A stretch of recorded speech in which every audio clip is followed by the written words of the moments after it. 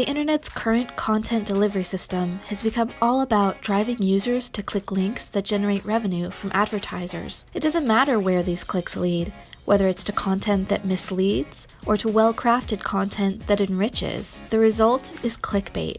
Many people avoid clickbait by simply selecting a few news sources that don't participate in the practice. But this is creating a new problem in our society: information bubbles. This is not a political issue. It's fundamentally an information problem. Quality information is difficult to find. We believe that the internet should be used to democratize information and provide meaningful content to all of its users. That's why we created Good News. Good News is a clickbait-free news aggregator. When you visit our page for the first time, you can see what it's all about. We use natural language processing and machine learning to identify and filter out clickbait articles so that we can deliver you meaningful news from a variety of sources. After you click Get Started, you can start browsing the news. When you click a photo or a headline, you'll be redirected to the full article. If you open up the menu, you can see some options for filtering the stories. You can filter by trending topic or search by keyword. You can also share your location to see the weather forecast in your area. If you create an account, you'll have some more options. As you're browsing the news, you can add an article to your reading list for later. You can access your reading list in the menu. You can also help our team improve our product by reporting clickbait if you ever encounter it.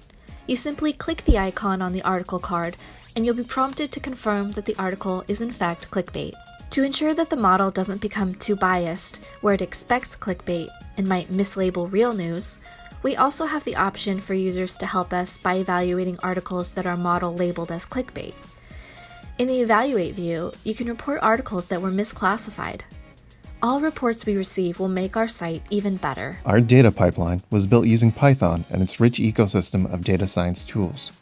We used the feed parser package to retrieve URLs from RSS feeds. Then we use Newspaper, which is built on NLTK, the Natural Language Toolkit, to extract information such as headline, content, summary, and keywords from each article URL. Using scikit-learn, the headline was then vectorized using term frequency inverse document frequency. This method gives a weight to each word based on how often it appears in the headline versus the overall dataset. We used it to gauge how important any one word was to the current headline. We also used NLTK to parse the part of speech tags for each headline. We again used term frequency inverse document frequency to vectorize these part of speech tags and used it as another feature of the headline. These features were then run through our group of classifiers. We use Flask to build a web API and PostgreSQL for the database.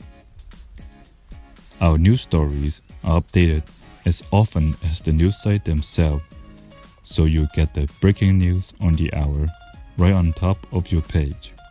Thanks for watching, and if you want access to current news from a variety of sources without the clickbait, start using Good News today. Created by Jason Fleischer, Leo Lam, Cassandra Lamandola, Marina Longnickel, and Sergey Nam.